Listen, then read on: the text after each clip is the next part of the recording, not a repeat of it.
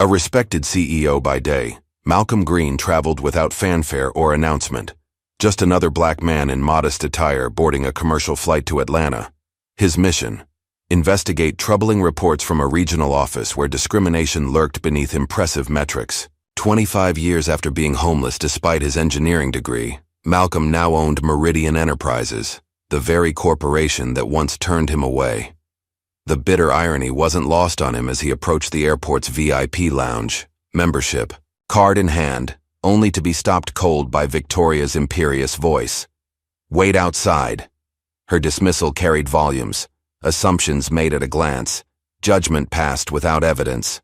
Malcolm quietly complied, storing away this moment as the first piece of evidence. What Victoria couldn't know was that her casual cruelty had just set in motion a corporate earthquake. The man she'd deemed unworthy wasn't just any passenger. He was her fiancé Philip's boss, the owner of their entire world, and he'd just witnessed firsthand exactly what he'd come to find. Just before we get back to it, I'd love to know where you're watching from today, and if you're enjoying these stories, make sure you're subscribed.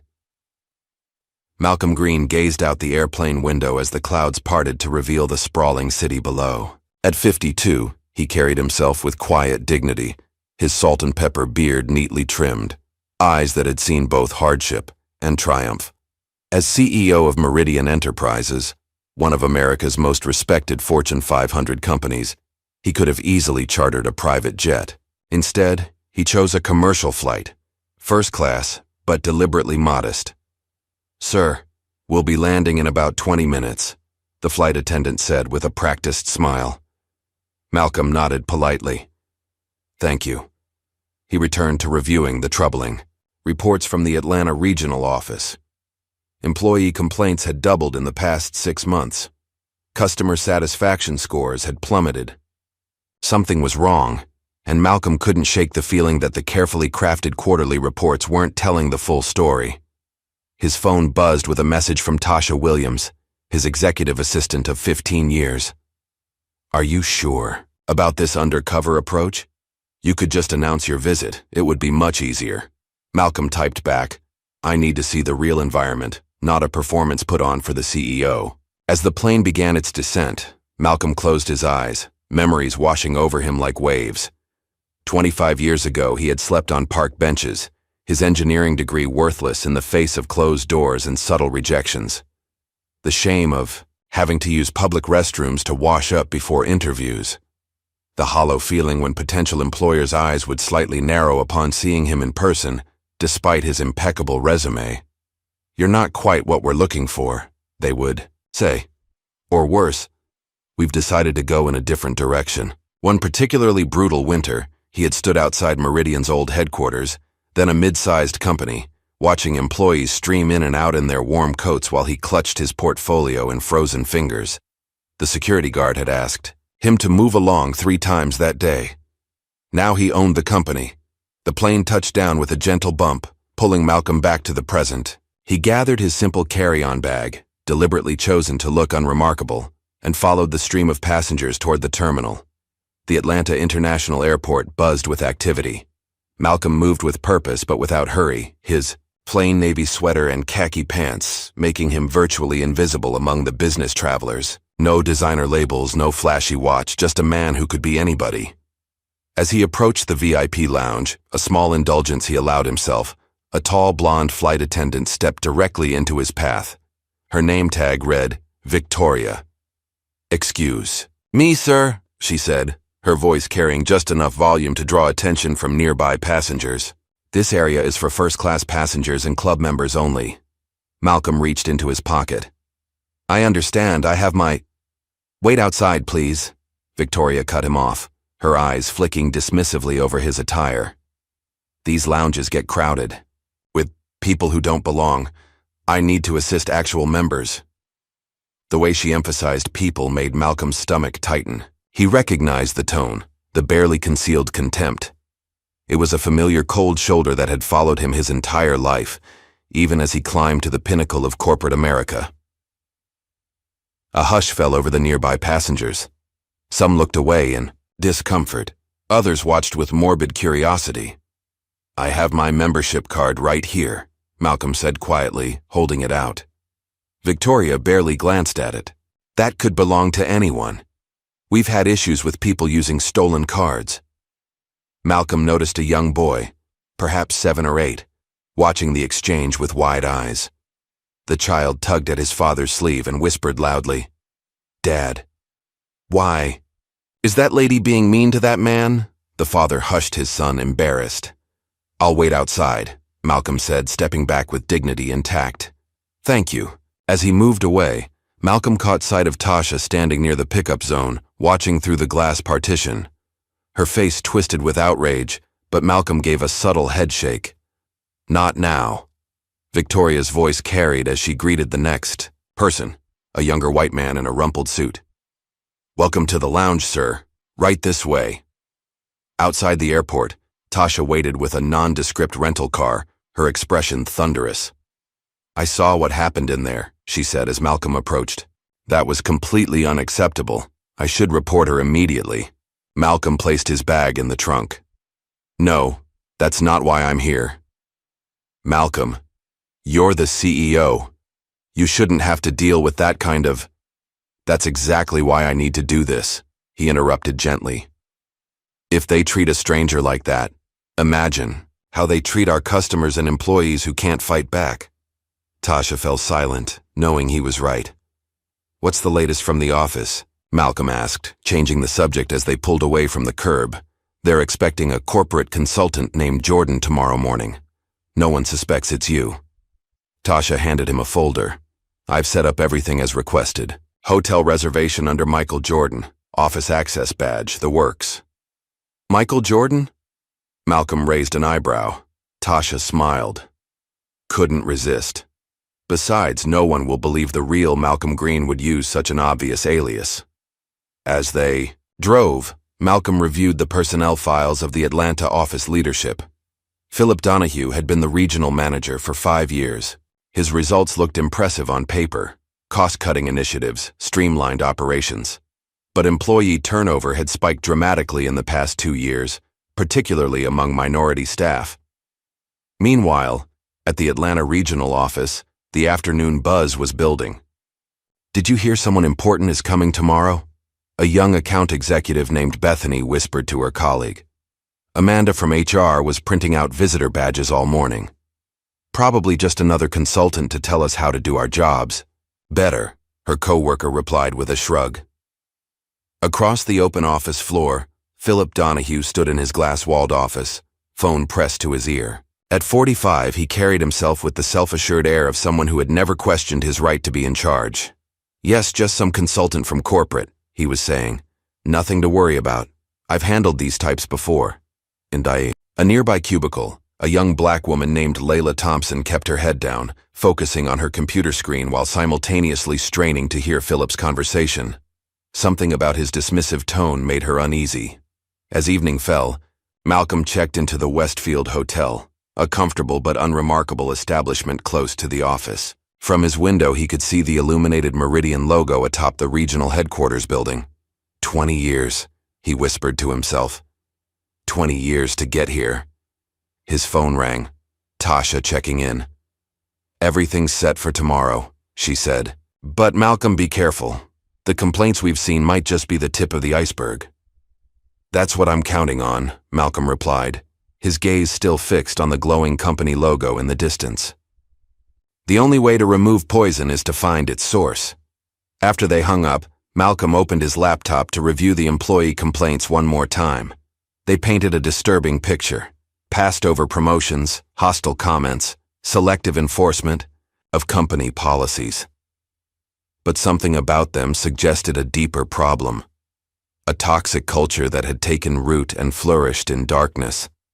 Tomorrow, he would begin bringing that darkness into the light. Morning light streamed through the windows of the Atlanta regional office as Malcolm stepped off the elevator. He adjusted his simple gray tie, nice enough to look professional, but nothing that screamed executive. His badge read, Michael Jordan Corporate Consultant. The receptionist, a middle-aged white woman named Barbara, looked up with practiced politeness. "Good morning, how may I help you?" Michael Jordan, I'm here from corporate to conduct an operational review. Malcolm kept his voice neutral, professional. Barbara's eyes widened slightly. Oh, yes, Mr. Donahue is expecting you. She lowered her voice conspiratorially. Between you and me, everyone's been wondering what this visit is about. Just a standard review, Malcolm replied with a reassuring smile. Nothing to worry about. As Barbara made a phone call, Malcolm observed the office environment. Open floor plan, modern furnishings, the usual corporate aesthetic. But something felt off, a tension in the air like a piano string wound too tight. Mr. Jordan? A booming voice drew Malcolm's attention. Philip Donahue strode across the lobby, hand extended, teeth gleaming in a practiced smile. His suit was impeccably tailored, his handshake firm enough to establish dominance without being aggressive. Welcome to Atlanta. We're excited to have you here. Philip's charm was polished to a high shine, but his eyes assessed Malcolm coldly, categorizing him as either useful or irrelevant. Thank you for accommodating this review on short notice, Malcolm said, matching Philip's businesslike tone. Not at all. We have nothing to hide here. Our operation runs like a well-oiled machine. Philip gestured toward the main office area. Let me give you the grand tour. As they walked, Philip narrated with rehearsed enthusiasm, pointing out efficiency, improvements, and cost-saving measures. Malcolm nodded appropriately, noting how employees seemed to stiffen as Philip approached their desks. And this is our star intern, Layla Thompson, Philip said, stopping at a small desk tucked into a corner. Layla, this is Mr. Jordan from corporate. The young woman looked up, and Malcolm immediately recognized intelligence in her eyes, along with something else, wariness. She stood and offered her hand, her grip surprisingly firm. Nice to meet you, Mr. Jordan, she said, her voice steady but cautious. Layla will be your guide for the day, Philip announced. She knows this office, inside and out. I have meetings all morning, but I've cleared my schedule this afternoon for our debrief. He checked his expensive watch. Actually, I need to run. Layla can get you settled. As Philip walked away, Malcolm noticed how Layla's shoulders relaxed. Almost imperceptibly. Where would you like to start, Mr. Jordan, she asked. Why don't we begin with the daily operations? I'd like to observe rather than interrupt. Layla nodded and led him to a small desk near the marketing department. You can set up here. It gives you a good view of most of the floor. Throughout the morning, Malcolm watched the office dynamics unfold. On the surface, everything appeared professional. But in the small moments, when people thought no one was watching, he caught glimpses of the real culture. A marketing executive dismissively talked over an Asian team member's presentation. A group of account managers huddled around a desk, laughing at what appeared to be a private joke, while glancing at one of the few black employees. Small moments of exclusion, subtle enough to be denied if confronted. During the lunch break, Malcolm noticed Layla eating alone at her desk. He approached with his own sandwich from the cafeteria. Mind if I join you? She looked surprised but nodded. How long have you been with Meridian? Malcolm asked. Almost a year, Layla replied. This internship was supposed to be my foot in the door. Supposed to be. Layla hesitated, studying him carefully. It's complicated. I've heard that's often code for problematic, but I don't know if I can trust you enough to explain. A small smile flickered across her face. You're more perceptive than the usual consultants they send. Before she could continue, the elevator doors opened, and Victoria from the airport walked in, carrying a takeout bag. Malcolm tensed slightly, but kept his expression neutral as she approached Philip's office, kissing him on the cheek before entering. Layla noticed Malcolm's reaction. That's Victoria, Philip's fiancée. She works for the airline but visits almost daily. They're quite the power couple around here. I see, Malcolm said, deliberately casual. I actually met her yesterday at the airport. It wasn't a pleasant experience. That sounds about right, Layla murmured, then caught herself. I'm sorry. That was unprofessional. Sometimes the truth isn't professional, Malcolm replied. It's just the truth. After lunch, Malcolm observed a department meeting. The contrast was striking. Philip's charm turned on full blast for the white senior managers, while he barely acknowledged contributions from others. When Layla presented market research findings, Philip interrupted repeatedly. "Let's stay focused on actionable insights, not theoretical problems," he said dismissively when she highlighted a concerning trend in customer demographics. "We need solutions, not complaints." The subtle undermining was skilled, maintaining plausible deniability, while clearly establishing who had value and who didn't in the hierarchy. Later, Malcolm found himself alone in the break room with Luis, an older man emptying trash cans. "Excuse me," Malcolm said. "I didn't mean to get in your way." "No problem, sir," Luis replied with a slight accent. "Just doing my job." Something about Luis's dignified bearing caught Malcolm's attention. "Have you worked here long?" 3 years. Luis hesitated, then added, "Before that, I was an electrical engineer in Venezuela. 20 years experience, but here," he shrugged eloquently. "Did you apply for engineering positions at Meridian?" "Twice. They said my experience wasn't transferable." Luis glanced around to ensure they were alone. "The second time I saw my application in the trash before I even left the building." Malcolm felt a familiar burn of indignation. "I'm sorry to hear that." "It's the same many places," Luis said with resigned dignity. "But some places are worse than others. Here there are layers. Layers. People who look right but think wrong get ahead. People who think right but look wrong stay invisible." Luis smiled sadly. "I should get back to work. Mr. Donahue doesn't like when I talk to visitors." As the day progressed, Malcolm sent coded updates to Tasha, who was gathering documentation and evidence remotely. During a brief bathroom break, he called her directly. "It's worse than we thought," he said quietly. "The surface looks polished, but underneath—" "I've been reviewing the HR files," Tasha replied. 17 complaints in the last year alone, all quietly resolved or dismissed. And I found something else. Quarterly bonuses going to consulting firms that don't seem to exist. Send everything to my secure server. I'll review it tonight." When Malcolm returned to his temporary desk, he found an anonymous email in his Michael Chernus account. "Not everyone here is blind or complicit. Some of us know exactly what's happening but need help to fix it. P.S. I know who you really are." Malcolm stared at the message, wondering who had sent it and how they had discovered his identity. Before he could investigate further, Philip appeared. "Mr. Jordan, ready for our debrief?" In Philip's office, Malcolm maintained his consultant facade as Philip presented a glowing assessment of his leadership. "Our numbers speak for themselves," Philip said, gesturing to charts showing cost reductions. "We've trimmed the fat and optimized operations." "Impressive," Malcolm said carefully. "Though I notice employee turnover has increased significantly." Philip waved dismissively. "Natural attrition. This generation doesn't understand loyalty. Besides, fresh blood brings fresh ideas." As they spoke, Victoria entered without knocking, clearly comfortable in her fiancé's domain. "Sorry to interrupt, babe," she said, then noticed Malcolm and froze momentarily. "Oh, you're the consultant." "Michael Jordan," Malcolm offered his hand, watching her try to place where she'd seen him before. "Victoria Harmon," she replied, her handshake perfunctory. To Philip she added, "Don't forget dinner with the Whitmans tonight. Their daughter just made partner at Anderson and Beck." "Wouldn't miss it," Philip assured her. "Mr. Jordan and I are almost finished here." After Victoria left, Philip leaned forward confidentially. "Between us, corporate keeps pushing these diversity initiatives, but they don't understand the realities on the ground. Some people just aren't cut out for this level of business, you know?" Malcolm kept his expression neutral.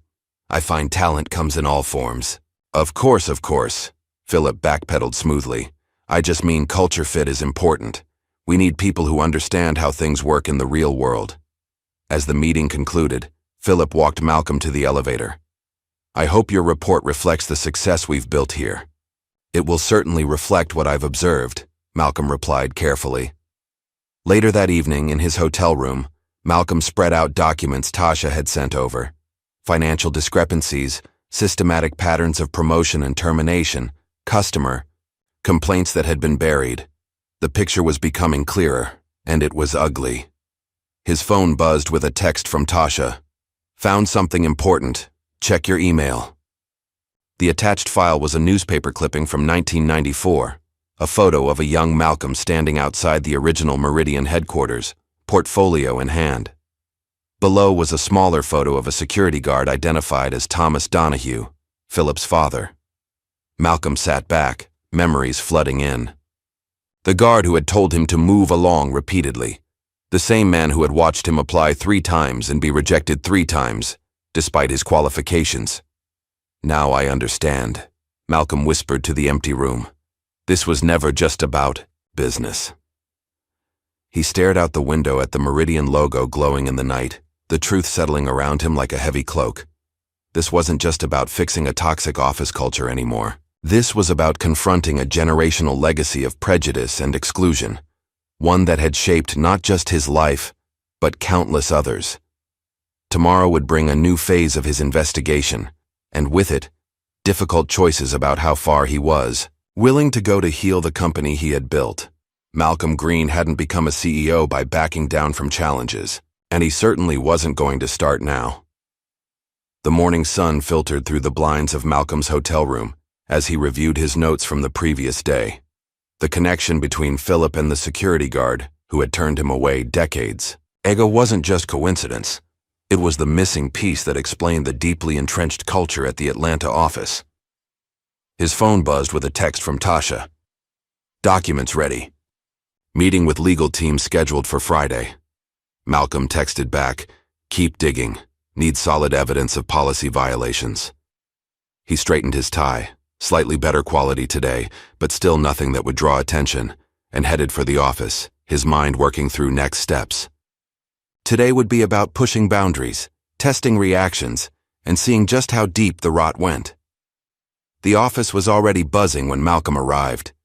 He nodded to Barbara at reception and made his way to the small desk he'd been assigned. Layla appeared a few minutes later, 2 coffee cups in hand. Thought you might need this, she said, placing one on his desk. Black, no sugar. I noticed that's how you take it yesterday. Observant, Malcolm commented with a smile. Thank you. Layla hesitated, then lowered her voice. Can I show you something? In the conference room? Malcolm followed her to a small meeting room where she closed the door and pulled out a folder. These are customer satisfaction surveys from the last 3 quarters, she explained, spreading them on the table. The official reports show steady improvement, but I found the raw data in the archive. She pointed to stark discrepancies between the numbers. Someone's been cherry-picking responses to make things look better than they are. Malcolm studied the documents carefully. Why are you showing me this? Layla met his gaze directly. Because my mother worked for Meridian for 22 years. She believed in this company. Said it was one of the few places where people were judged by their work, not their appearance. Her voice softened. She died last year. Cancer. Her last advice to me was to get my foot in the door here because Meridian takes care of its own. She straightened her shoulders. Except it doesn't anymore. Something's wrong here and nobody's listening.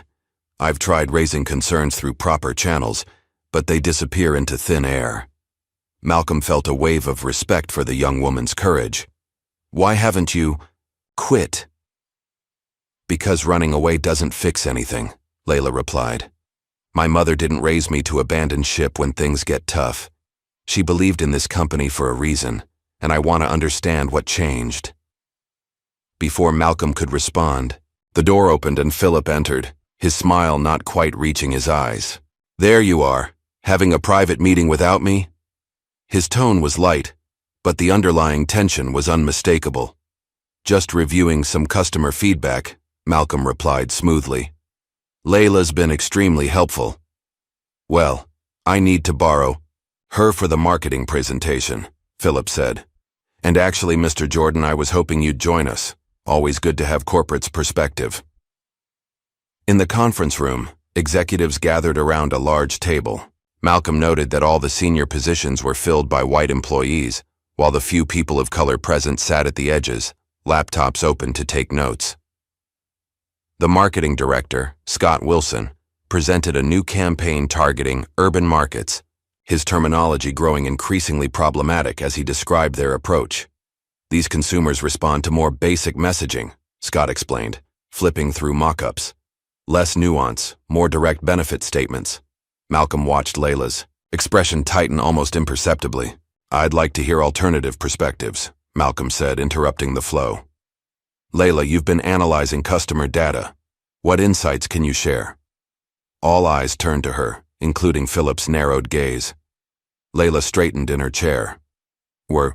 Data actually shows that our most engaged customers across all demographics respond to sophisticated, value-driven messaging, she said, her voice gaining confidence. The assumption that certain groups need dumbed-down content isn't supported by the numbers. Scott laughed dismissively. That's a nice theory, but we have years of experience in these markets. Experience isn't the same as evidence, Malcolm countered mildly. I'd be interested in seeing the data supporting either approach, Philip intervened smoothly. Let's table this discussion for now. Scott's team has already received budget approval for the current direction. He smiled tightly at Malcolm. Unless corporate has suddenly changed the approval process? Just asking questions, Malcolm replied pleasantly. That's what I'm here for. After the meeting, Malcolm observed how the group fractured into smaller conversations, with Layla standing alone. By the coffee station, no one acknowledged her contribution or engaged with her ideas. The isolation was subtle, but deliberate. 1,000 small cuts designed to wear down resistance. Later that afternoon, Malcolm was reviewing financial documents when a notification appeared on his tablet. Someone had sent him a video file from an anonymous email address. He glanced around to ensure privacy before opening it. The footage showed Victoria and several employees in what appeared to be a break room after hours, champagne glasses in hand. To another quarter of looking good on paper, Victoria toasted, clearly tipsy. And to Philip, master of making the numbers dance, the group laughed. A younger employee raised her glass. And to clients who never read the fine print. Another chimed in with a mocking accent. Thank you for your business, we value your input, sending the group into peals of laughter. Victoria's voice cut through. Can you imagine if they knew what we really think? Especially the Bailey account, that woman with her cultural concerns about our marketing. You mean Mrs. Jackson? Someone corrected. Whatever, Victoria waved dismissively. They all look the same to me. Malcolm's jaw tightened as he closed the video, noting the timestamp, just 2 weeks ago. The casual racism, the mockery of customers, the apparent financial misrepresentations, all captured in high definition. He sent the file securely to Tasha with instructions to verify its authenticity and identify everyone in the footage. As he finished, he noticed someone watching him from across the office, a middle-aged woman with sharp eyes and a pressed pantsuit. Her nameplate identified her as Jocelyn Davis, head of human resources. She approached his desk with measured steps. Mr. Jordan, I wonder if I might have a word. In her office, Jocelyn closed the door and studied him carefully. I've been reviewing your credentials. Malcolm maintained his consultant persona. Is there a problem? That depends, she replied, on whether you're really Michael Jordan from corporate or someone else entirely. Malcolm's expression remained neutral. What makes you think I'm not who I say I am? Jocelyn reached into her drawer and pulled out a company magazine from 3 years earlier. On the cover was Malcolm, accepting an industry leadership award.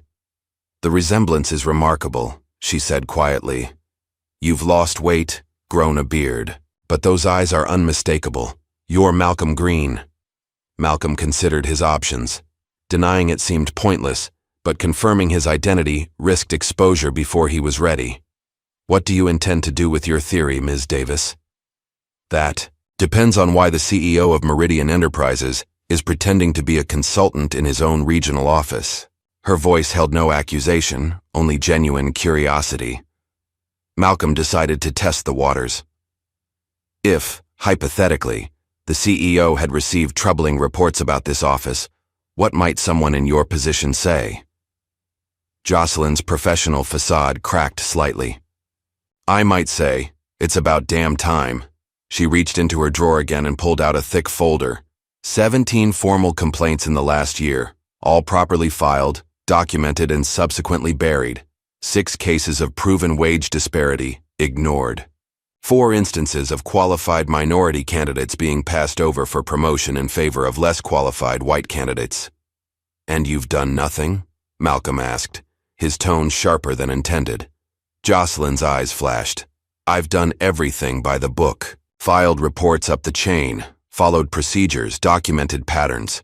And every single time my concerns disappear into a black hole at corporate." She leaned forward.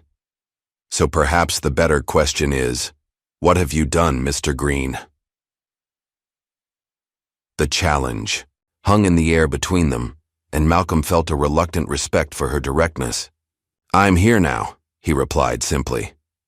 "Yes," Jocelyn said, studying him. "But are you here to actually fix things or just to manage appearances?"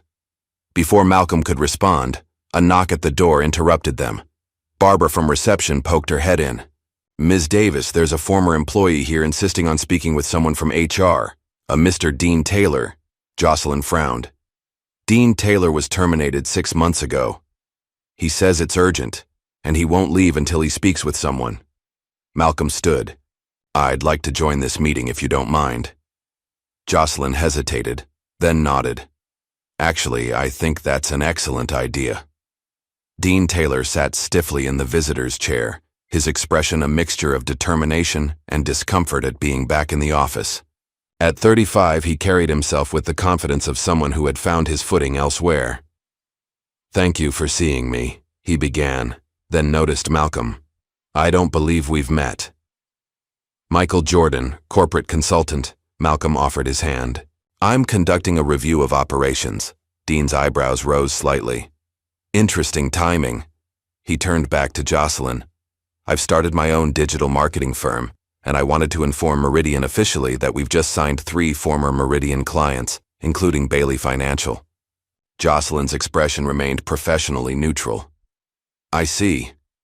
And you came in person to tell us this because I wanted on record that these clients left because of how they were treated here."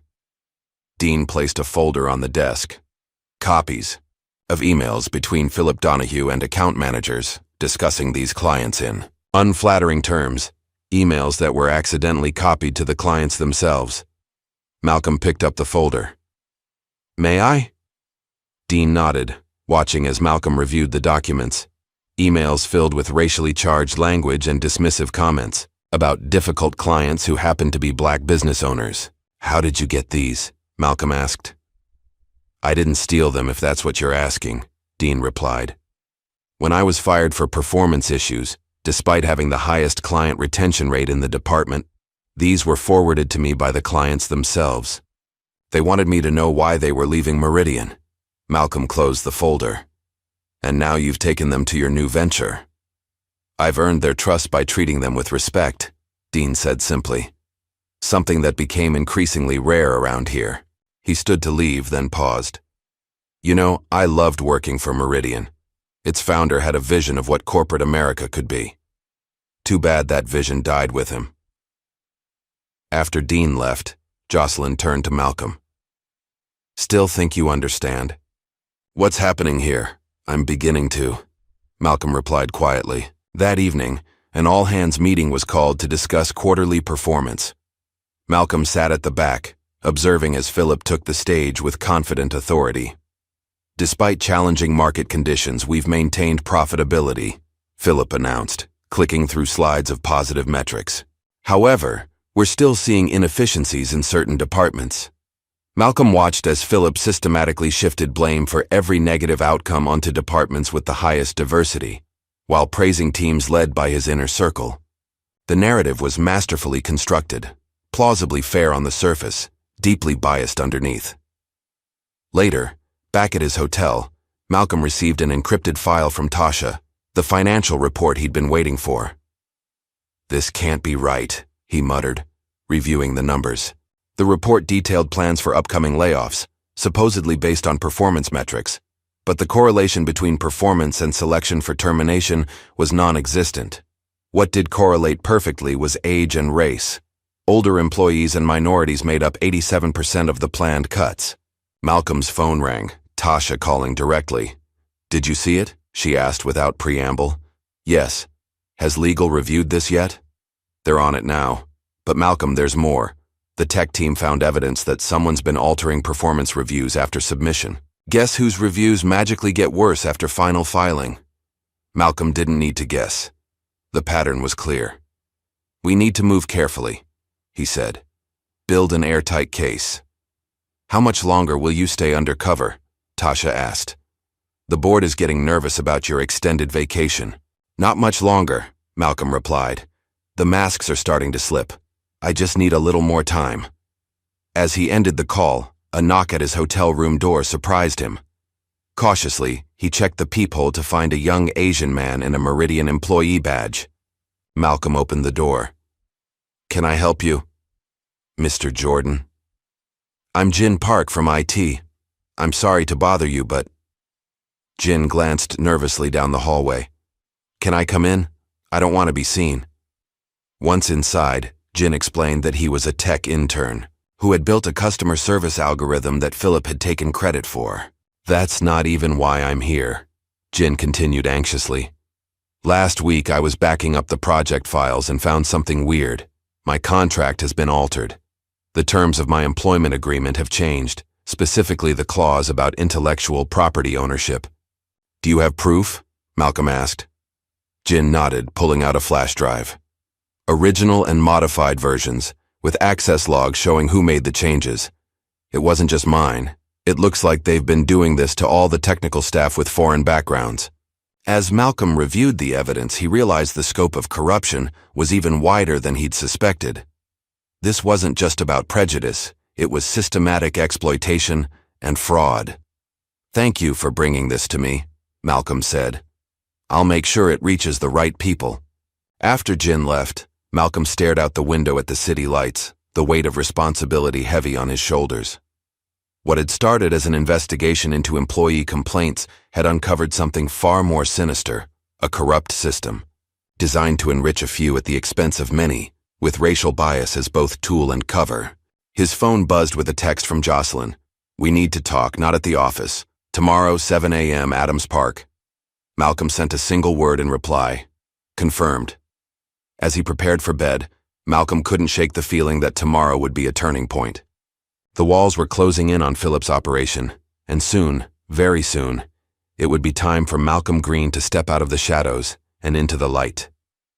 Dawn painted the Atlanta skyline in hues of orange and gold as Malcolm walked through Adams Park.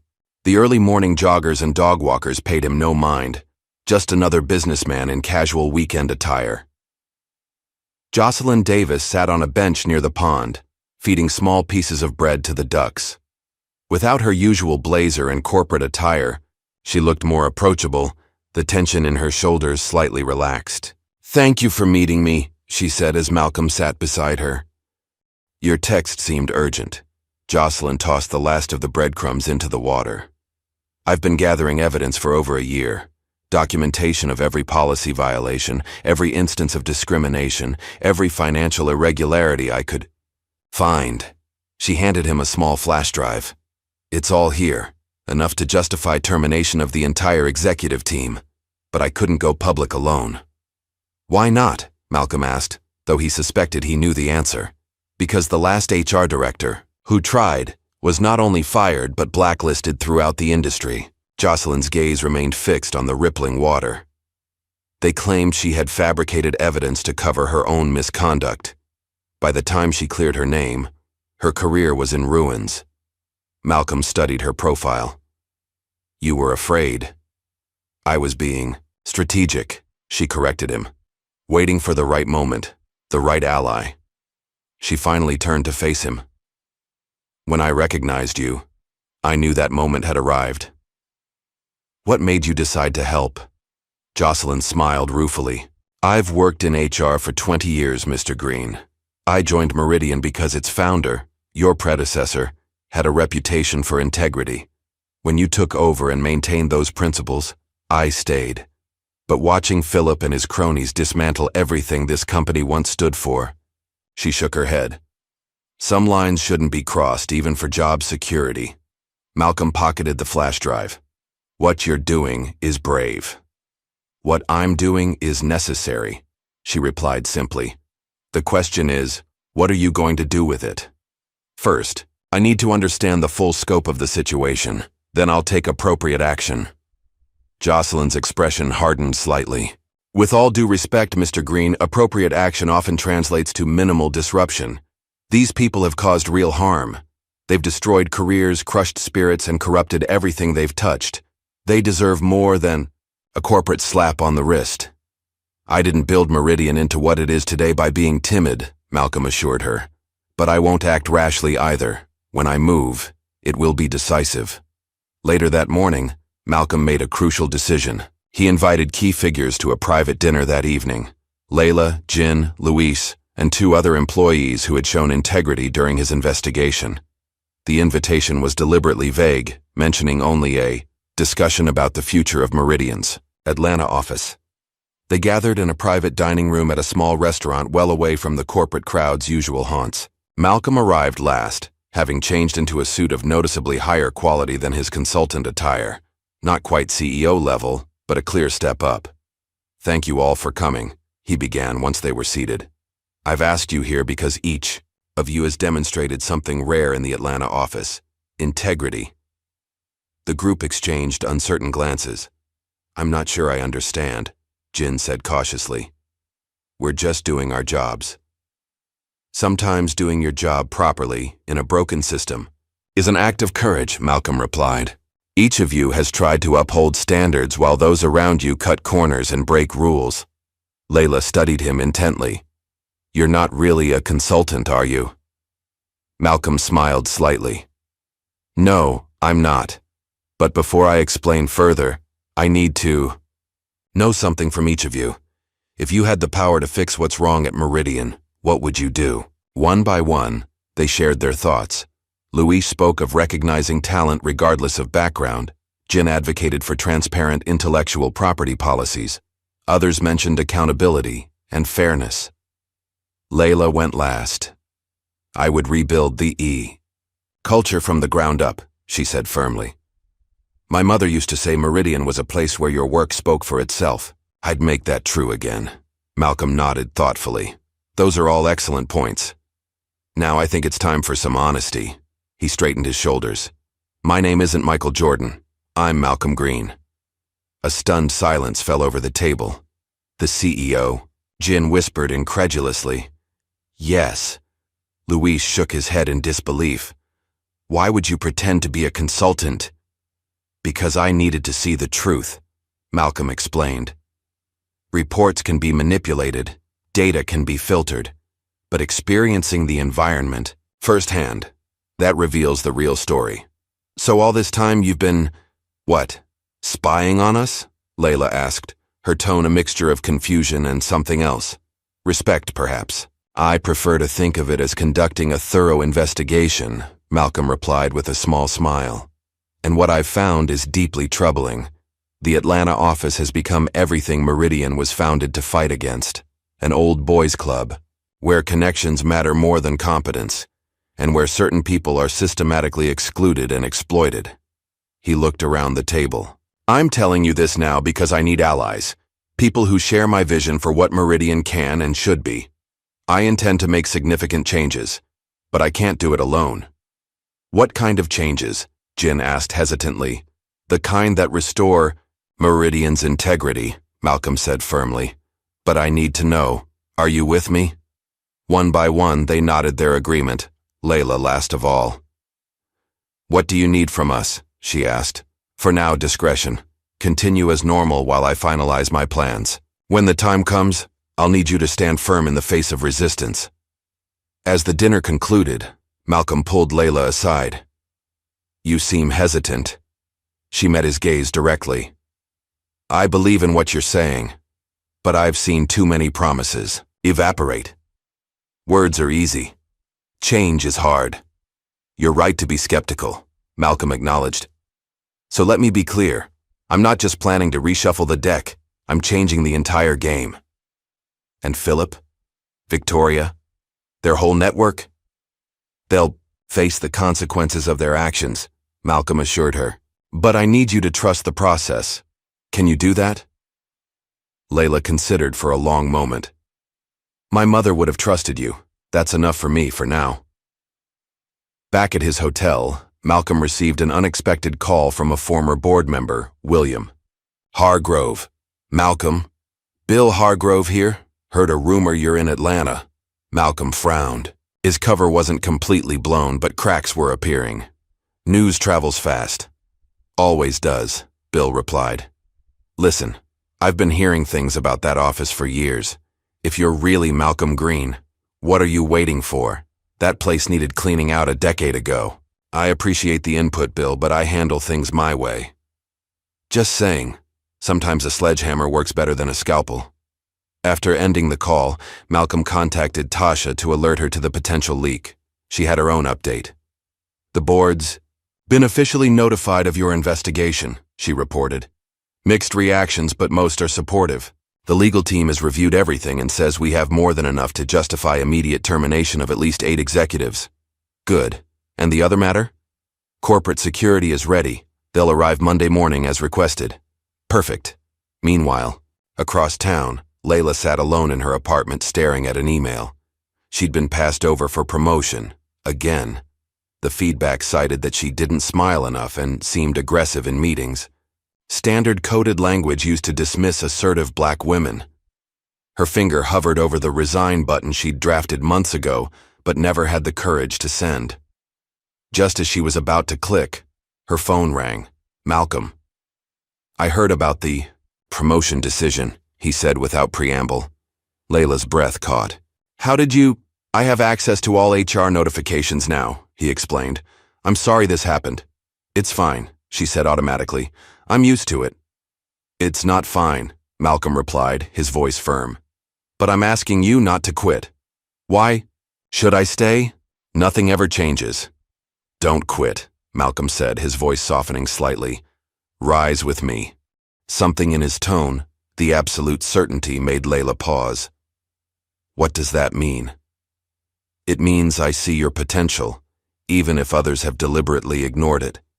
It means I'm planning something bigger than just fixing a broken office. And it means I need people like you beside me, not walking away.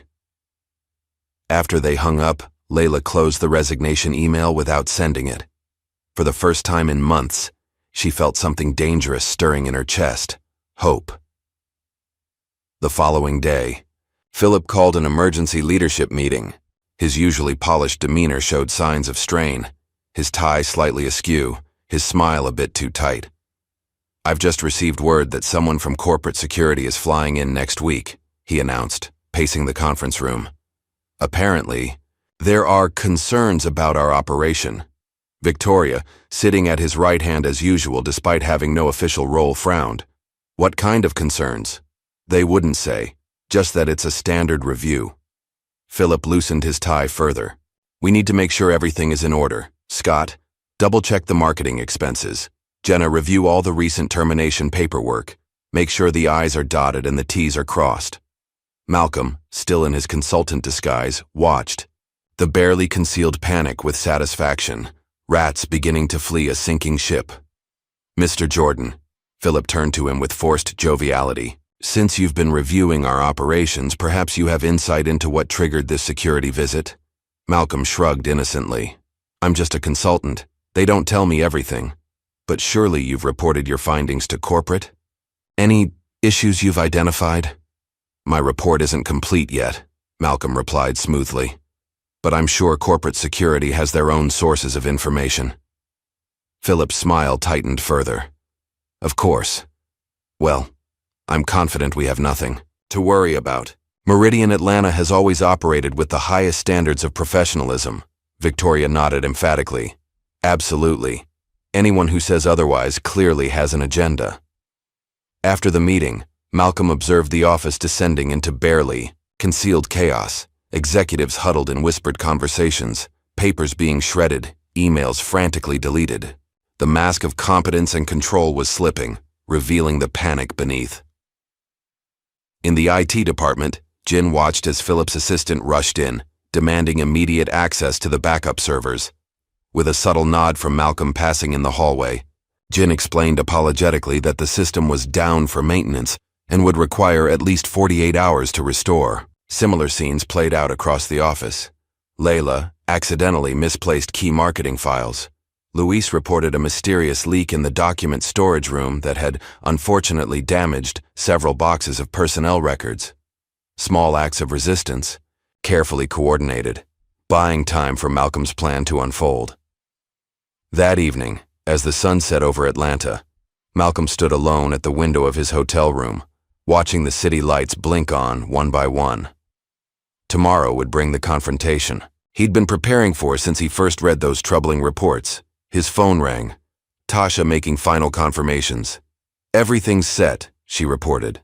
"Legal team arrives at 8:30. Corporate security at 9 cow. The board has been briefed and has given unanimous approval for whatever actions you deem necessary." And the evidence?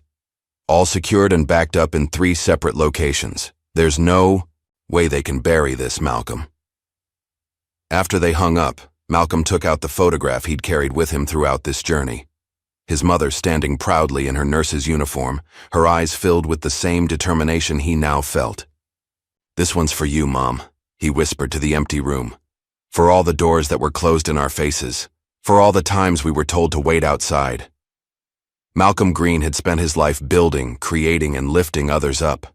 Tomorrow, for the first time, he would tear something down, not out of vengeance, but to make space for something better to rise in its place.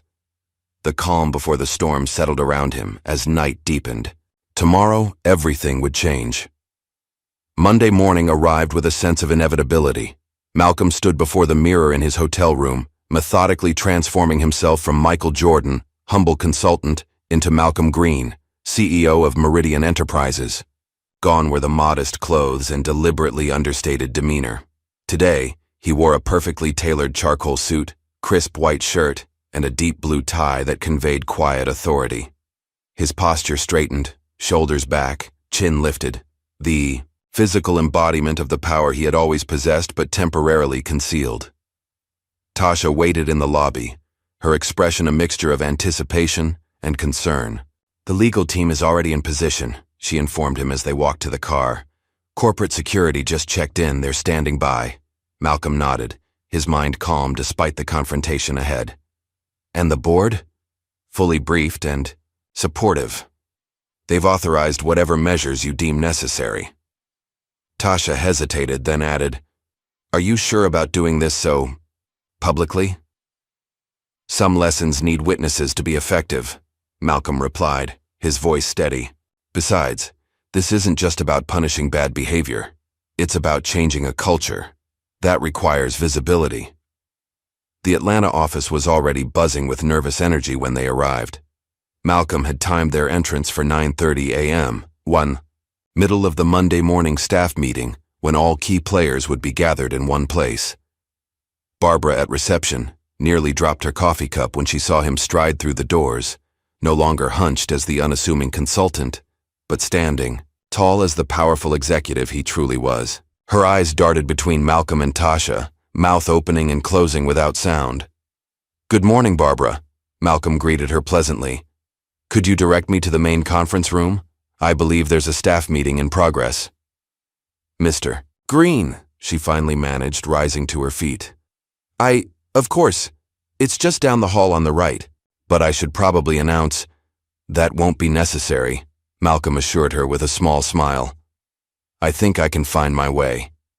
As Malcolm and Tasha approached the conference room, they were joined by Layla, who had been waiting nearby as arranged. Her usual professional attire had been upgraded slightly, a new blazer, head held higher, emanating a quiet confidence that mirrored Malcolm's own transformation. "Ready?" Malcolm asked her softly. Layla took a deep breath and nodded. "More than ready." Malcolm pushed open the conference room doors and the conversation inside abruptly halted. Philip stood at the head of the table, mid-presentation, his expression morphing from annoyance at the interruption to confusion, and finally to dawning horror as recognition set in. "Mr. Jordan?" he stammered. the color draining from his face. The room fell into stunned silence as Malcolm walked purposefully to the center of the room, Layla at his side, Tasha taking position near the door where a corporate security team now appeared.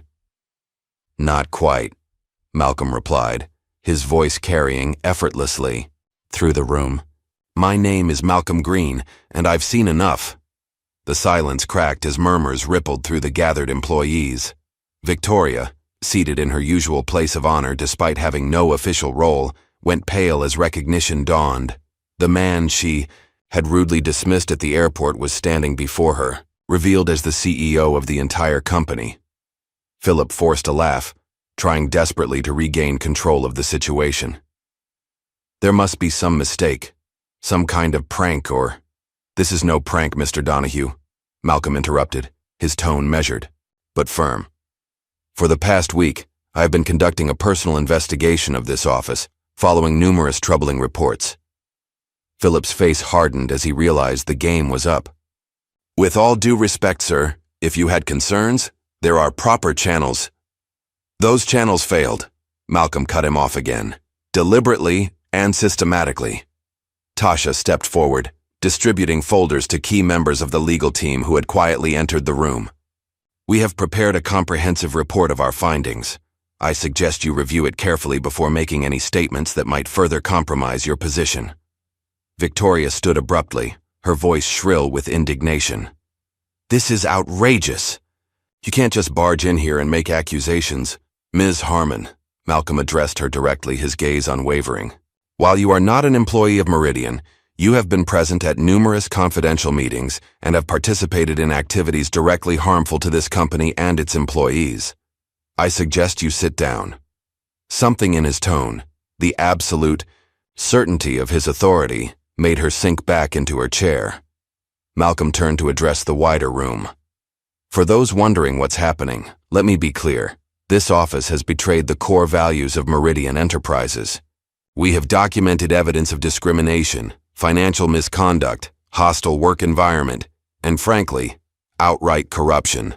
With a nod from Malcolm, Tasha activated a projection screen. What appeared was a carefully edited montage of secretly recorded clips. Philip dismissing minority employees' contributions, Victoria mockingly imitating customers, executives openly discussing how to manipulate performance reviews to target specific employees for termination. The room grew deathly quiet as the evidence mounted, each clip more damning than the last. One particularly shocking segment showed Philip joking about Layla's deceased mother, calling her another diversity hire who couldn't cut it.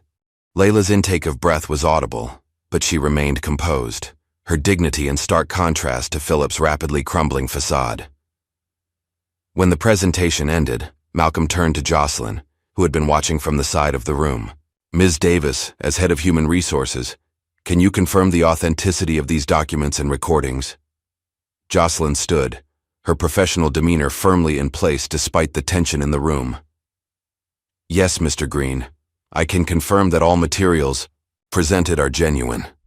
I have personally verified each document and have added my signature to the official internal complaint." Philip's face contorted with rage. You've been working against me all this time." "I've been doing my job," Jocelyn replied evenly. "Protecting this company and its employees from your abuse of power." Jin Park rose from his seat near the back of the room, tablet in hand. "Mr. Green, with your permission, I'd like to present evidence regarding intellectual property theft." At Malcolm's nod, Jin connected his tablet to the projector and displayed a timeline of technological innovations he had developed, alongside documentation showing how they had been systematically claimed by Philip and other executives as their own work. "This algorithm alone," Jin explained, pointing to a customer service system, "has generated over $3 million in passive revenue for Meridian in the past 6 months. It appears under Mr. Donahue's name, but here is the original code. With my digital signature embedded in the comments." Philip's desperation was palpable as he tried one last defense. This is a witch hunt. You can't possibly—" "Mr. Donahue," Malcolm interrupted, his voice not raised but somehow filling the room completely. "This region will be under comprehensive review and suspension starting immediately. All leadership contracts are frozen pending. Investigation. Your access to company systems will be revoked as of this moment. He turned to the security team standing by the door. Please escort Ms. Harmon from the premises. As she is not an employee, she has no right to be present for the remainder of this meeting. Victoria erupted, her carefully maintained poise shattering, completely. You can't do this to me. Do you have any idea who I am? Who my family knows? As security approached, she grabbed her purse and pointed a shaking finger at Malcolm. This is because of what happened at the airport, isn't it? This is personal, Malcolm regarded her calmly. No, Ms. Harmon, this is professional. Your behavior at the airport simply gave me insight into the culture that has been fostered here, one where people are judged by appearance rather than merit, where arbitrary power is wielded without accountability, and where basic human dignity is denied to those deemed other. Victoria's face flushed deep red as security gently but firmly guided her toward the door. The same hand she had raised imperiously at the airport now trembled as she collected her belongings, her pleas for Philip to do something, meeting only his frozen silence. As the door closed behind Victoria, Malcolm addressed the remaining employees. I want to be absolutely clear. Meridian was founded on principles of excellence, integrity, and equal opportunity. Somewhere along the way, this office lost sight of those values. Today, we begin the process of restoring them. He turned to Philip, whose arrogance had collapsed into sullen resignation. Mr. Donahue, you have 1 hour to collect your personal belongings. A security team will accompany you. Any attempt to access, delete, or remove company data will result in immediate legal action. As Philip was escorted out, the room remained in stunned silence. Malcolm surveyed the faces before him, some shocked, some relieved, some apprehensive about what would come next. For the rest of you, Malcolm continued, his tone softening slightly. I understand this is unsettling. Change always is. But I want you to know that those who have performed their duties with integrity have nothing to fear. In fact, you now have opportunities that were previously denied to you. He gestured to Tasha, who distributed another set of documents. You'll find details here about the transition process. Jocelyn Davis will temporarily oversee operations while we conduct a thorough assessment of this office. I expect full cooperation from everyone. As the meeting dispersed, employees filing out in subdued groups, Malcolm remained in the conference room with his core team. Tasha, Jocelyn, Layla, Jin, and the legal representatives. Phase 1. Complete, Tasha commented, checking items off. Her tablet. But this is just the beginning. Malcolm nodded, his expression serious. The real work starts now. Rebuilding is always harder than tearing down. Layla, still processing the revelation about Philip's comments regarding her mother, finally spoke. What happens to the rest of them? The ones who enabled this, who looked the other way? That depends, Malcolm replied, meeting her gaze directly, on whether they choose to be part of the solution going forward. Everyone deserves a chance to show who they truly are when the pressure of a toxic environment is removed. As they gathered their materials to continue the day's work, Malcolm paused at the conference room window, looking out over the Atlanta skyline. The storm had broken, but the air had yet to clear. The unmasking was complete. Now came the reckoning. Poryut, midday, news of the dramatic events at Meridian's Atlanta office had spread throughout the company's national network. Malcolm's executive team had prepared a carefully worded internal announcement, followed by a brief press statement acknowledging leadership changes at the regional level. What they hadn't anticipated was how quickly the story would catch fire on social media. An employee had discreetly recorded Malcolm's confrontation with Philip and Victoria, and though no identifiable faces were visible, the audio painted a vivid picture. By afternoon, Meridian Reckoning was trending, with employees from other branches beginning to share their own experiences of discrimination and misconduct. In his temporary office, formerly Philip's, Malcolm reviewed the social media reports with Tasha. This is spreading faster than we expected, she observed, scrolling through the growing number of posts. Good, Malcolm replied. Sunlight is the best disinfectant. A knock at the door announced Jocelyn, who entered with a stack of folders. The initial assessment you requested. We've identified 23 employees who were passed over for promotion despite superior qualifications, 15 who received manufactured negative reviews, and 32 who experienced documented harassment. Malcolm accepted the folders. Thank you.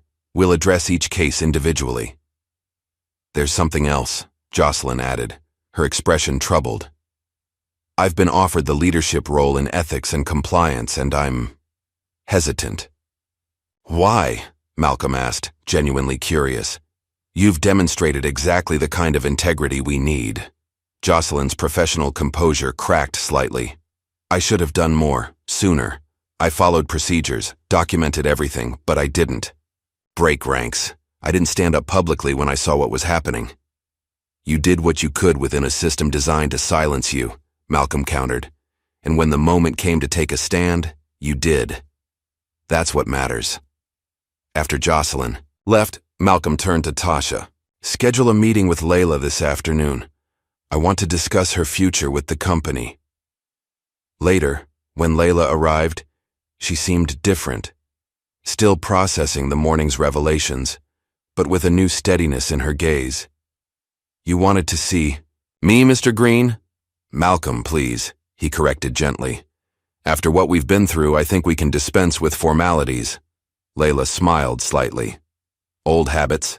I want to offer you the position of Director of Diversity, Equity, and Inclusion for the region, Malcolm said directly. You have the insight, the experience, and the integrity the role requires. To his surprise, Layla didn't immediately accept. I appreciate the offer, but I need to think about it. May I ask why? She met his gaze directly. Because I'm not sure I want to stay, and because I'm not convinced a DEI role is where I can make the most difference. Sometimes those positions become ways to silo diversity concerns rather than addressing core issues. Malcolm nodded thoughtfully. Fair points. Take some time. The offer remains open. As Layla left, Malcolm made a note on his tablet. Her response had confirmed what he already suspected. She was exactly the kind of leader Meridian needed. That evening, Malcolm visited Luis at his modest apartment in a working-class neighborhood. The older man was clearly surprised to find the CEO of Meridian at his door. Mr. Green, is something wrong? Nothing's wrong, Malcolm assured him, accepting the invitation to step inside. I wanted to speak with you personally. Luis's home was simple but immaculate, family photos lining the walls. A young woman, his daughter Malcolm guessed, appeared briefly from another room before discreetly withdrawing. I've reviewed your employment history, Malcolm began. 20 years as an electrical engineer in Venezuela, specialized training in sustainable energy systems, fluent in 3 languages, yet Meridian has you emptying trash cans. Luis shrugged with dignified resignation. It is not unusual. Many. Like me. It ends now, Malcolm interrupted gently. I'd like to offer you a corporate retraining scholarship to update your credentials to U.S. standards, followed by a position in our engineering department that matches your expertise. Luis stared at him in disbelief. Then to Malcolm's surprise, the proud man's eyes filled with tears. My daughter, he said softly. She is studying engineering also. I told her not to hope for too much, that the doors might be closed to her, as they were to me. Not anymore, Malcolm promised. Not while I have anything to say about it. The following day, Malcolm faced his first serious pushback. A video call with the board included William Hargrove, a longtime board member with close ties to Philip's family. This entire approach seems unnecessarily dramatic, Hargrove argued. A quieter transition would have protected shareholder value and company reputation. I disagree, Malcolm replied calmly. The problems in Atlanta weren't isolated incidents. They were symptoms of a systemic failure. Addressing them required decisive action. Hargrove's expression hardened. Some might say your judgment was clouded by emotion. Your personal experience, at the airport, was merely the final confirmation of what months of reports had already indicated, Malcolm finished for him. With respect, Bill, you let rot fester in your own house. I'm cutting it out. That's not emotional. It's necessary surgery. The conversation grew increasingly tense, with other board members eventually intervening to support Malcolm's position. By the end of the call, it was clear that while not everyone agreed with his methods, the majority recognized the necessity of his actions. Meanwhile, Philip was not accepting his dismissal quietly. Through high-priced PR firms and personal connections, he began spinning a narrative of corporate overreach and cancel culture, positioning himself as a victim of changing times.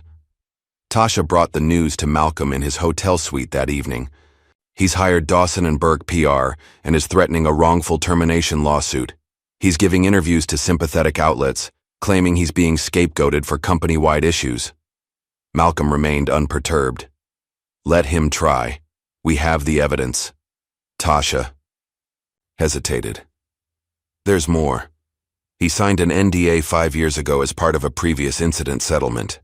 If he continues making public statements, he'll be in direct violation. Document everything, but don't engage yet, Malcolm instructed. Let him dig his hole deeper. The next morning brought a new challenge. Somehow, photos of Malcolm from his days of homelessness had been leaked to tabloid media. Headlines questioned whether his personal vendetta against successful executives stemmed from class resentment rather than legitimate concerns. Malcolm's phone rang constantly with calls from other executives and PR advisors suggesting various forms of damage control. He ignored most of them, instead calling a press conference for that afternoon. Standing before the assembled media, Malcolm addressed the photos directly. Yes, that's me, he said simply, as the images were displayed on screens behind him. 25 years ago, I was homeless despite having an engineering degree and a strong work ethic. The reasons why are complex, but they include the same biases and barriers that many still face today. He paused, surveying the room of reporters. I'm not ashamed of that history. In fact, it informs my leadership. It taught me that talent and potential exist everywhere, and that systems that arbitrarily exclude people based on appearance, background, or other irrelevant factors aren't just unjust. They're inefficient. They waste human potential. And as CEO of Meridian, I consider that unacceptable. The press conference shifted the narrative dramatically. By evening, the story had evolved from CEO's possible vendetta to from homeless to hero. CEO takes stand against discrimination. Back at the Atlanta office, the transformation continued. Former employees who had been unfairly terminated were contacted and invited to return. Some accepted eagerly, while others had moved on to better opportunities, but appreciated the acknowledgement of past wrongs. Jin was given a platform to present his original customer service algorithm at a live investor meeting, with Malcolm publicly crediting him as the innovator. The young man's nervous but brilliant presentation earned a standing ovation and sparked immediate interest from venture capital firms seeking to invest in his future projects. They've offered me funding to develop a startup, Jin told Malcolm. Afterward, his expression a mixture of excitement and uncertainty. I'm not sure whether to accept or stay with Meridian. Why not both? Malcolm suggested. Meridian could be your first client and investment partner. We get priority access to your innovations. You get the freedom to develop them your way. The arrangement was quickly formalized, creating a new model for retaining innovative talent without stifling their entrepreneurial spirit. 7 days after the initial confrontation, Malcolm called a company-wide video meeting to announce structural changes. Employees from all regions watched as he outlined a new vision for Meridian's future. What happened in Atlanta wasn't an isolated incident, he acknowledged frankly.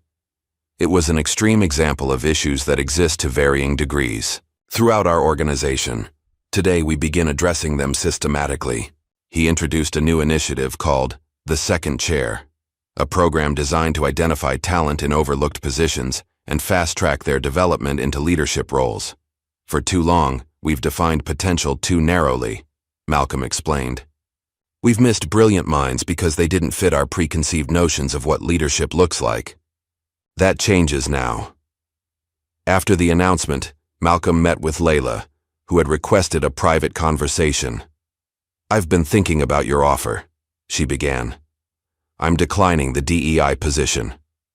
Malcolm nodded, unsurprised. I thought you might.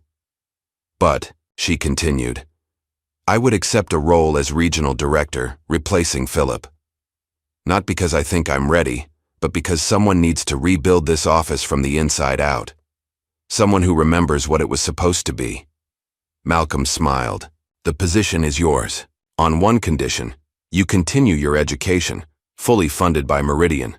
Your potential goes beyond even this role, and I want you prepared for what comes next. As Malcolm prepared to return to the corporate headquarters, having set the transformation in motion, he received word of a surprising development. Victoria, unable to secure another position in the airline industry after video of her airport behavior went viral, had applied for a customer service representative position at a call center. Should we intervene? Tasha asked when she brought him the news. Malcolm considered the question carefully. No. Everyone deserves the chance to learn and grow from their mistakes. Maybe direct experience on the receiving end of customer service will provide perspective she lacked before. Philip's situation resolved less ambiguously. His lawsuit was dismissed when Meridian's legal team produced evidence of his NDA violations. The final blow came when his financial misconduct was fully documented, resulting in criminal charges for embezzlement and fraud. On his last day in Atlanta, Malcolm visited a small cemetery on the outskirts of the city. Layla stood beside a well-maintained grave, placing fresh flowers beside the headstone. "My mother would have liked you," she said as Malcolm approached. "She always believed Meridian was special." "It is," Malcolm replied, "because of people like her, and now, because of people like you." As they walked back to the car, Layla asked the question that had been on her mind since the beginning. "Why did you buy Meridian in the first place? Of all the companies you could have acquired?" Malcolm smiled slightly. "Because 25 years ago, they rejected my application 3 times without ever giving me an interview. Because their security guard told me to move along when I waited, hoping to speak directly with a hiring manager." He looked back at the skyline, the Meridian logo visible even from this distance. "I didn't buy it for revenge. I bought it because I saw what it could be if the barriers were removed. Sometimes you have to become the change you're waiting for." As they drove away, neither noticed a solitary figure watching from a distance. Philip, now unemployed and increasingly isolated, observing the connection between the CEO and the woman who had taken his position. His expression was unreadable as he turned away, pulled out his phone and dialed. "About that severance package," he began, then pulled the phone from his ear with a grimace. The call had gone straight to voicemail. 3 months after the dramatic events at the Atlanta office, the physical transformation was immediately apparent to anyone who entered the building. Gone were the sterile, impersonal interiors that had defined the space for years. In their place stood vibrant walls adorned with work from local artists, open collaborative spaces, and glass-walled offices that emphasized transparency rather than hierarchy. But the true change ran deeper than decor. Under Layla's leadership as the new regional director, the office culture had begun a remarkable metamorphosis. On a bright Tuesday morning, Layla stood at the front of the main conference room addressing the assembled team. At 28, she carried herself with a natural authority that belied her years. Confidence without arrogance, strength tempered with empathy. "Today marks an important milestone," she announced, scanning the faces before her. "For the first time in 5 years, our customer satisfaction ratings have exceeded the national average across all demographics." A round of applause filled the room, genuine rather than obligatory, as it would have been under the previous leadership. "This isn't just about numbers," Layla continued. "It's about rebuilding trust, with our customers and with each other." The door opened and Malcolm entered quietly, taking a seat at the back of the room. He nodded for Layla to continue, content to observe rather than command attention. "We've made significant progress, but our work is just beginning," she said. "Which brings me to our next announcement. I'm pleased to introduce our newest team member who will be joining the engineering department." Luis entered, now dressed in a professional suit rather than maintenance coveralls, his dignified bearing even more pronounced in his new role. "Many of you already know Luis Mendoza," Layla said warmly. "What you might not know is that he holds multiple patents in sustainable energy systems and has 20 years of engineering experience, We're fortunate to have his expertise as we develop our new green initiative. Louise stepped forward, visibly moved. Thank you for this opportunity. I look forward to contributing my knowledge and learning from all of you. After the meeting dispersed, Malcolm approached Layla. That was well handled. Louise deserves this moment of recognition. It's the least we could do, Layla replied. Did you see the prototype he developed? It could revolutionize our approach to energy consumption in regional offices. I did.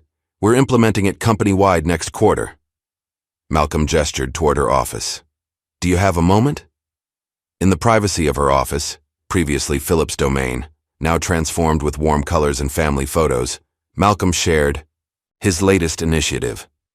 I'd like you to lead a special project, he explained, passing her a tablet with a proposal. We're creating a mentorship program specifically for employees who've been overlooked or sidelined in the past. Layla reviewed the document thoughtfully. This is ambitious. Necessary, Malcolm corrected. The talent has always been there. We just need to remove the barriers preventing it from flourishing. As they discussed details, Layla's assistant knocked gently on the door. Ms. Thompson, the Baileys are here for your meeting. Send them in, please. An elegant older black woman entered, accompanied by her daughter, both owners of Bailey Financial, one of the clients who had left Meridian during Philip's tenure. Mrs. Bailey, Ms. Bailey, Layla greeted them warmly. Thank you for coming. You know Mr. Green, of course. Indeed, Mrs. Bailey replied, shaking Malcolm's hand. Your reputation precedes you, Mr. Green, though I must admit I was skeptical about returning to Meridian after our previous experience. Understandably so, Malcolm acknowledged. We failed you before. We're committed to earning back your trust. That's precisely why we're here, the younger Ms. Bailey said. We've been impressed with the changes we've observed. Ms. Thompson's presentation last week was particularly compelling. Layla has full authority to implement whatever measures she deems necessary to serve your needs properly, Malcolm assured them. If you decide to return to Meridian, you'll be working with the best team we have. After the Baileys left, Layla exhaled slowly. That would be a significant account to recover. It's not just about the account, Malcolm reminded her. It's about making things right. Later that afternoon, Malcolm visited the HR department where Jocelyn was conducting interviews for her expanding ethics team.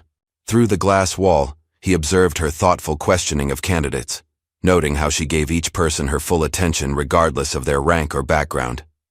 When the interviews concluded, Malcolm joined her in her office. How's the team coming together? Jocelyn sighed, removing her reading glasses. Slowly. Finding people with both the technical skills and the moral courage for this work isn't easy. You seem troubled, Malcolm observed. I am, she admitted. Building an ethics department is one thing. Building trust in that department after years of institutional failure is another challenge entirely. Malcolm nodded understanding. People need to see that things have truly changed. Exactly. And despite all our progress, I still sense hesitation when employees bring forward concerns. They're waiting for the other shoe to drop, for things to revert to how they were before. Trust is earned by showing up, Malcolm reminded her, not by apologizing endlessly. Your actions will speak louder than any reassurance. Jocelyn straightened her shoulders, resolve returning to her expression. You're right, we keep moving forward. Across town, a different kind of rebuilding was taking place. Victoria Harmon sat at a small desk in a crowded call center, headset snug against her ear as she addressed yet another dissatisfied customer.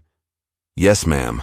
I understand your frustration, she said mechanically, the script now familiar after weeks on the job.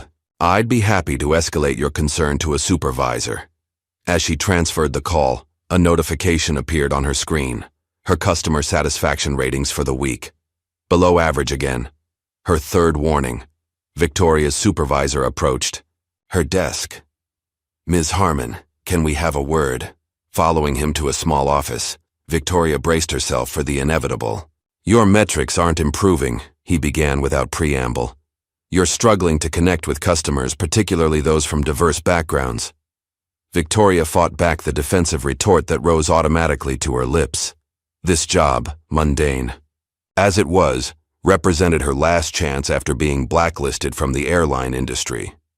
Philip was no longer answering her calls, her savings were dwindling, and her former friends had distanced themselves since her public downfall.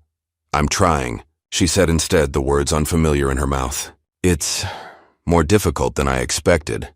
Her supervisor's expression softened slightly. "Look, you clearly have communication skills and intelligence, but customer service requires empathy, the ability to genuinely see things from someone else's perspective." "And you think I'm incapable of that?" Victoria asked, an edge creeping into her voice. "I think you haven't had to develop that muscle," he replied carefully. "But you can learn. We have a training program specifically designed to improve empathetic communication. I'd like to enroll you." Swallowing her pride, Victoria nodded. "All right, I'll try it." As she walked back to her desk, her phone buzzed with a message from Tasha. "Malcolm asked me to check on your progress. Let me know if you need anything." Victoria stared at the screen in disbelief. After everything that had happened, Malcolm Green was still keeping tabs on her? Not to punish, but to help? She typed back a simple response. "I'm learning." Meanwhile, back at Meridian headquarters, Malcolm was meeting with Jin and a group of venture capitalists eager to invest in his new startup while maintaining his connection to Meridian. "The prototype has exceeded all benchmarks," Jin explained, his confidence having grown enormously in the months since his algorithm was recognized. "With Meridian as our primary testing ground, we can refine the system in real-world conditions before wider implementation." One of the investors leaned forward. "And you developed this entirely on your own?" "The core concept? Yes," Jin replied. "But I've assembled a team of developers who bring complementary skills." He gestured to the diverse group seated beside him, including 2 former Meridian employees who had previously been sidelined. "That's the advantage of our partnership model," Malcolm added. "Jin retains creative control and ownership of his intellectual property, while Meridian gains early access to innovative solutions. Everyone wins." After the successful presentation, Malcolm pulled Jin aside. "I have another proposition for you. We're launching a coding academy for disadvantaged youth. Would you consider teaching a master class?" Jin's eyes widened. "Me? I've never taught before." "Sometimes the most impactful teachers are those who remember what it felt like to be overlooked," Malcolm replied. "Think about it." That evening, Malcolm returned to the Atlanta office for a special event, the launch of Meridian's nationwide commercial featuring employees sharing their journeys. The main conference room had been transformed into a viewing space, with team members gathered in anticipation. As the lights dimmed, the commercial began. On screen, Luis appeared first, speaking eloquently about his transition from janitor to lead engineer. Jin followed, demonstrating his algorithm while explaining how proper recognition had changed his career trajectory. Other employees shared similar stories of transformation, not just in Atlanta, but across Meridian's national network. The commercial concluded with Layla standing in front of the Atlanta skyline. "At Meridian, we believe talent can come from anywhere," she said, her voice clear and confident. "Our strength lies in recognizing potential in unexpected places." The final voice belonged to Malcolm, though he appeared only briefly. "This isn't just our company philosophy, it's our promise." As the lights came up, the room erupted in applause. Malcolm remained at the back, allowing Layla and the featured employees to receive the recognition they deserved. Later, as the celebration continued, Malcolm slipped away to his temporary office. On his desk sat a small framed photograph, his mother in her nurse's uniform, standing proudly outside her workplace. Beside it, he placed a pin from the new Atlanta branch. "We finally made it, Mom," he whispered. His phone rang, Tasha with an update on the nationwide implementation of the changes that had begun in Atlanta. "The Dallas office completed their restructuring today," she reported. "Denver is halfway through their transition. Overall, we're ahead of schedule." "And the resistance?" Malcolm asked, knowing that change never came without pushback, diminishing as results come in. "Success is a powerful argument," After they hung up, Malcolm stood at the window overlooking the city lights. The rebuilding was well underway, not just of a company, but of lives, dreams, and possibilities that had been systematically suppressed. Tomorrow would bring new challenges. But tonight, for the first time in months, Malcolm allowed himself to feel genuine satisfaction in what they had accomplished. Not victory. That was too simple a word for the complex process of transformation. Rather, progress. Real, measurable, human progress. 1 year after Malcolm's undercover investigation, the Atlanta Regional Office of Meridian Enterprises stood as a model for the entire corporation. The physical space had been completely renovated. Gone were the closed-off executive suites and isolated cubicles, replaced by a thoughtfully designed environment that encouraged collaboration while respecting the need for focus. More profound than the architectural changes was the transformation in energy and purpose. Where tension and fear had once permeated the atmosphere, a sense of shared mission now united the team. Employees moved through the space with confidence, engaged in meaningful work rather than political maneuvering.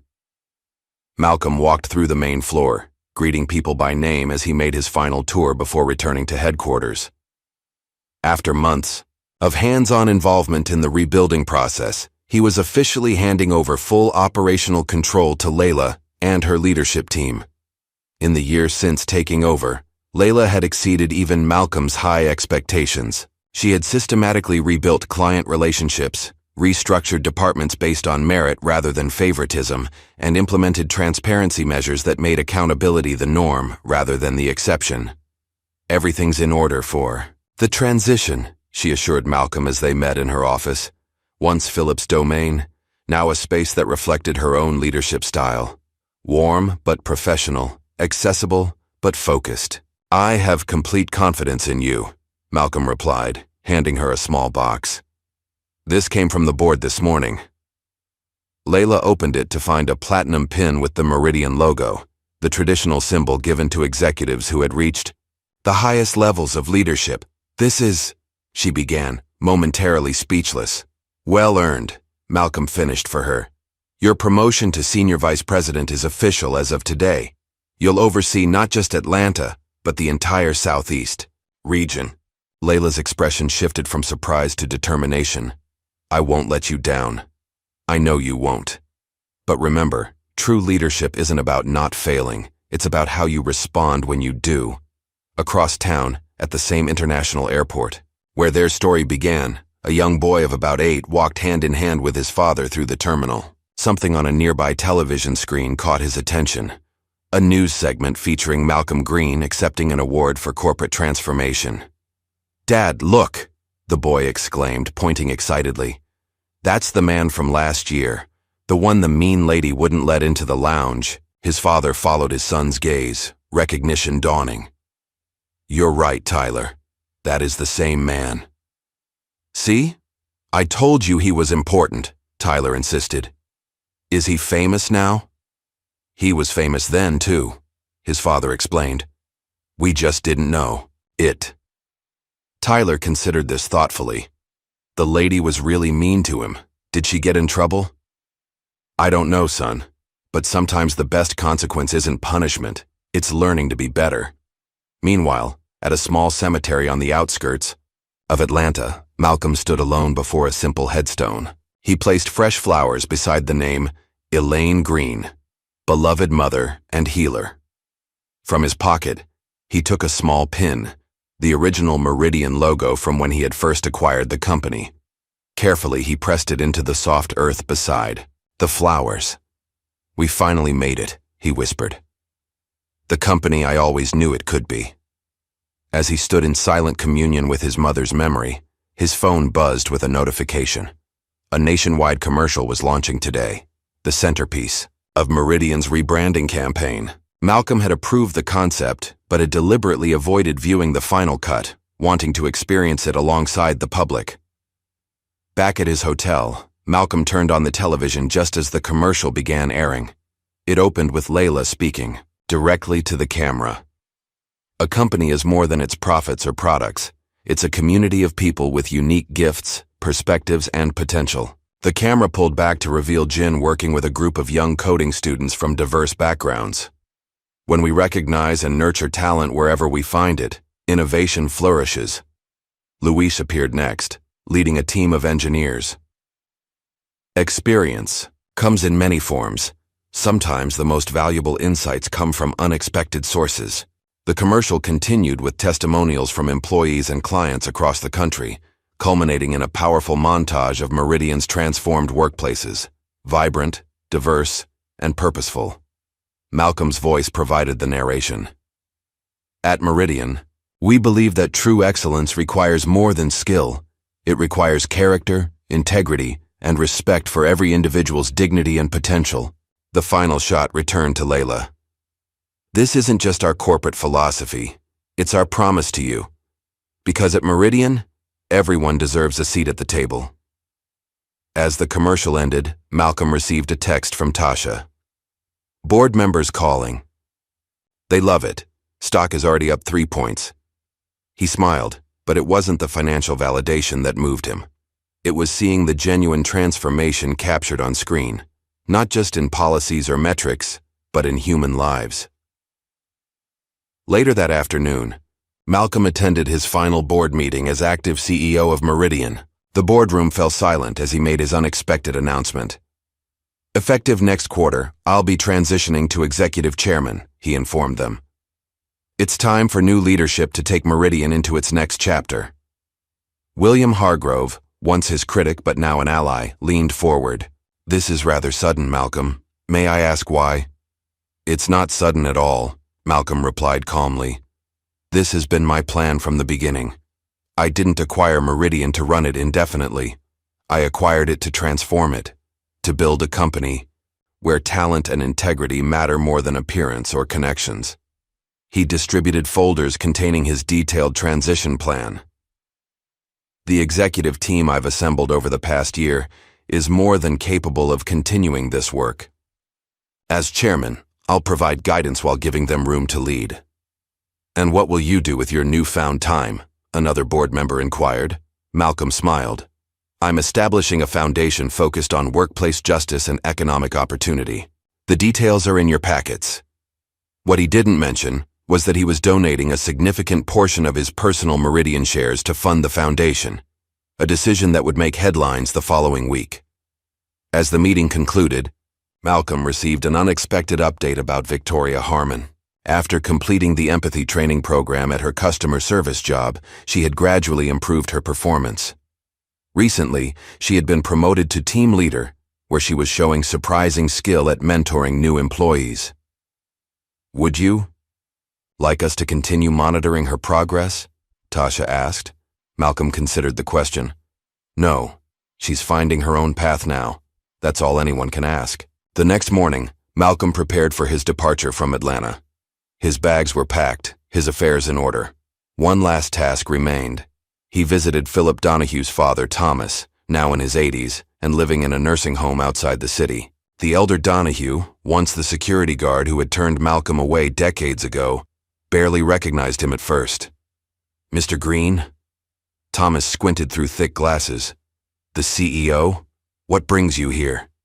Closure, Malcolm replied simply, taking a seat beside the old man's wheelchair. Do you remember turning away a young man from Meridian headquarters in 1994? 3 times in 1 week? Thomas frowned, searching his memory.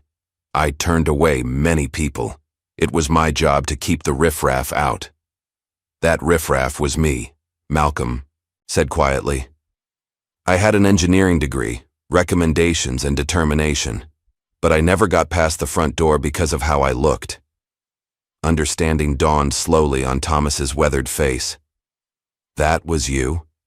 And now you own the company? Life takes unexpected turns, Malcolm acknowledged. I didn't come to make you feel bad about the past. I came because holding on to old grievances serves no one. Your son made his own choices, but I wanted you to know that I don't hold you responsible for his actions or mine. The old man's eyes glistened. My Philip always believed appearances mattered most. His mother and I taught him that. To our shame. We all have the capacity to learn and grow, Malcolm said, standing to leave. Even at my age, even at yours. As Malcolm walked away, he felt a weight lifting, the final piece of his personal journey falling into place. His last stop was the airport. As he approached the terminal, he noticed how different his experience was now. Not because he was dressed in expensive clothes or carried the trappings of power, but because he moved through the world with the quiet confidence of someone who had nothing to prove. At the VIP lounge entrance, a flight attendant held the door open with a warm smile. "Welcome in, Mr. Green," she said, recognizing him from recent media coverage. "It's an honor to have you with us today." Malcolm nodded in acknowledgement, the moment striking him with its perfect symmetry. Full circle indeed. As he settled into his seat on the plane, Malcolm gazed out at the Atlanta skyline receding below. What had begun as an investigation into workplace discrimination had evolved into something far more profound, a reckoning with the past and a blueprint for the future. His phone buzzed with a final text from Layla. "Thank you for everything.